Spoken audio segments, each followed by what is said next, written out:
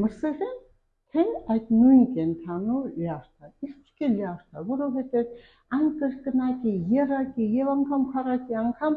ավելի շատ օգտակար նյութեր է պարունակում, քան անձամբ միսը, որովհետև լյարդի մեջ կա բետա-2, լյարդի մեջ կա բավականին կալորիա, որը ձեր օրգանիզմի համար անհրաժեշտ է, բայց նրան մեջ չկա այն ճարպային կամ կարելի է ասել լյարդը ինքը իրենով այնպիսի ցնդակարգ է, որ հեշտ մարսվում է հենց ձեր օրգանիզմի կողմից, տալով ավելի շատ սպիտակուց, որը ձեր օրգանիզմին էներգիայի ապահովում է։ Սիրելի իմ ժողովուրդ, գնային քաղաքականությամբ լյարդը ավելի ձեր գրպաններին հասանելի է եւ ասեմ ձեզ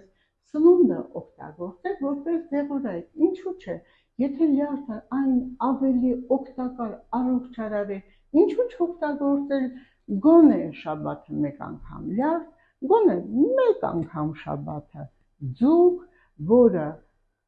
չափից ավելի անհրաժեշտ է մանավանդ իր մեջ գտնվող օմեգայի շնորհիվ եւ դյուրամասությամբ։ Սիրելիներս, շաբաթը ձեր համար հայտարարեք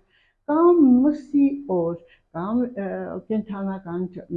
կարելի է որևիցե, կամ ձուկ, կամ լյարդ, կամ սիրտ,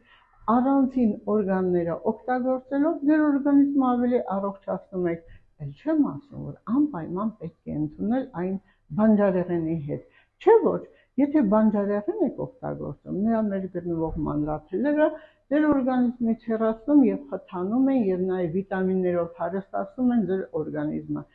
Սիրելիներս, օգտագործեք սննդատեսակները որպես դեղորայք, չէ՞ որ եթե դեղորայքը սինթեզված է, այն չի կարող այդքան օգտակար լինել, ինչպես բնականը,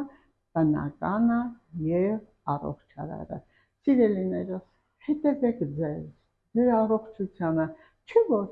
կյանքը չափից ավելի անսահման թանկ է եւ այն կորցնելուց հետո դուք էլ երբեք չեք վերադարձնի։